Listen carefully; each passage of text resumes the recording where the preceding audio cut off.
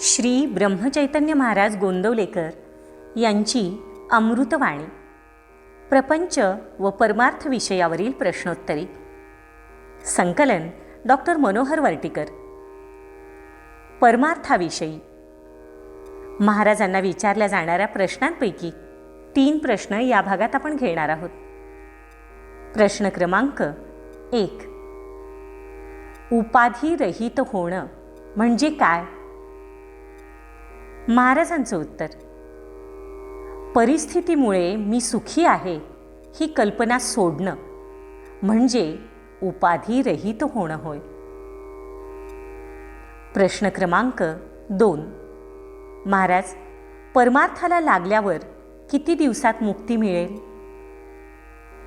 महाराजांचं उत्तर: श्री समर्थांनी या प्रश्नाचं छान उत्तर दिलंय.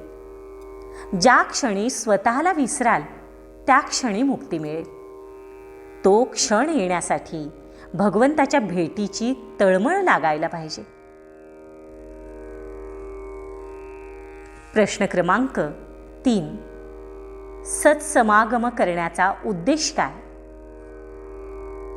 महाराजांचं उत्तर: 4 तऱ्हेचे लोक आपापल्या उद्देशाने सत्समागम करतात.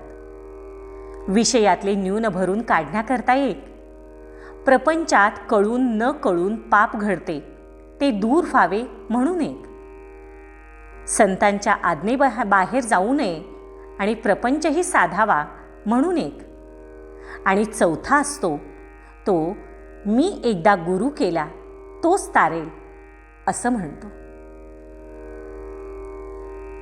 उर्वरित प्रश्नोत्तरी पुढील भागात. श्रीराम जय राम जय जय राम. व्हिडिओ लाईक करा, शेअर करा, सबस्क्राईब करा आणि कमेंट्सही जरूर करा.